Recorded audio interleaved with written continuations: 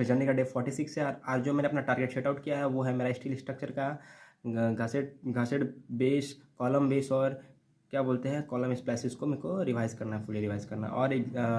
और fingerprint book से exam score का मेरे को P/Q करना है। स्टेटमेंट बेस जो मैंने छोड़ा था कल 61 से आगे करना है। तो चलिए कॉलम बेस क्या है। कॉलम बेस दो टाइप का होता है, एक स्लैब बेस होता है, एक घसेट बेस होता है। तो एक जो कॉलम बेस स्लैब बेस होता है वो कैसा होता है उसका बेंडिंग। तो उसका बेंडिंग जो होता है वो बाई एक्सियल डायरेक्शन में बेंडिंग होता है। और जो घसेट बेस होता है उसका होता है यूनी एक्सियल में बेंडिंग होता है। और उसका जो क्या निकालते हैं बेस प्लेट का जो उसका फार्मूला होता है √3W A² minus B² by 2 B² by 4 by sigma DC।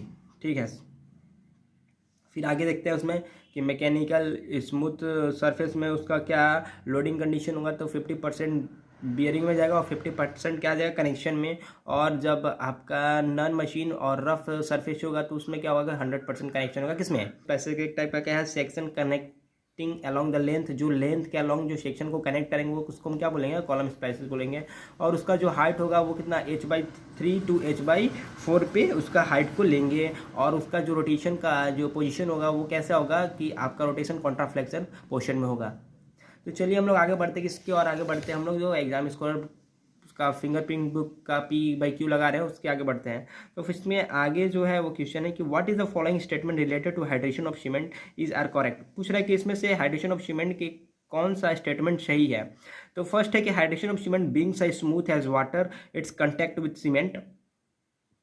बोल रहे हैं कि हाइड्रेशन ऑफ सीमेंट क्या है, उसका जब वाटर को हम यूनिफॉर्मली मिलाएंगे तो वो क्या कांटेक्ट करेगा सीमेंट के साथ।